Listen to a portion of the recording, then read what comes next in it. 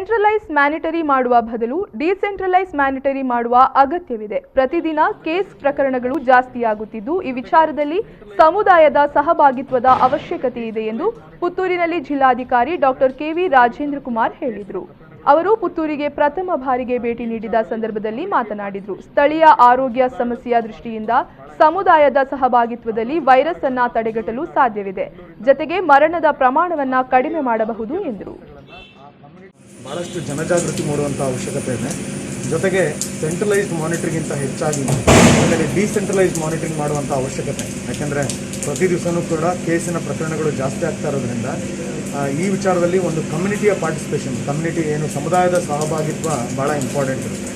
ಯಾವುದೋ ಒಂದು ವಿಚಾರಗಳನ್ನು ಮಂಗಳೂರಿಂದ ಆಗಿರ್ಬೋದು, ಬೆಂಗಳೂರಿಂದ ನಾವು ಮಾನಿಟರ್ ಮಾಡಿದೆ, ಆ ಸ್ಥಳೀಯ ಆರೋಗ್ಯದ ಸಮಸ್ಯೆಗಳನ್ನು ಆ ಕಮ್ಯುನಿಟಿಯ ಸಹಭಾಗಿತ್ವದಿಂದ ನಾವು ನಿರಂತರವಾಗಿ ಮಾಡೋದ್ರ ಮುಖಾಂತರ ಸೋಂಕನ್ನು ಹರಡುವುದನ್ನು ನಾವು ಕಡಿಮೆ ಮಾಡೋದ್ರ ಜೊತೆಗೆ ಹೆಚ್ಚಿನ ಪ್ರಮಾಣದಲ್ಲಿ ಒಂದು ವೈಯಕ್ತಿಕವಾದಂಥ ಕಾಳಜಿಯನ್ನು ಕೊಡೋದ್ರ ಮುಖಾಂತರ ಮರಣದ ಪ್ರಮಾಣವನ್ನು ನಾವು ಕಡಿಮೆ ಮಾಡುವಂಥ ಅವಕಾಶ ಇರುತ್ತೆ. ಹಾಗಾಗಿ ಇನ್ಮೇಲೆ ನಾವು ಅದನ್ನು ಕಮ್ಯುನಿಟಿ ಪಾರ್ಟಿಸಿಪೇಷನ್ಗೆ ಹೆಚ್ಚಿನ ಒತ್ತನ್ನು ಕೊಡೋ ಮುಖಾಂತರ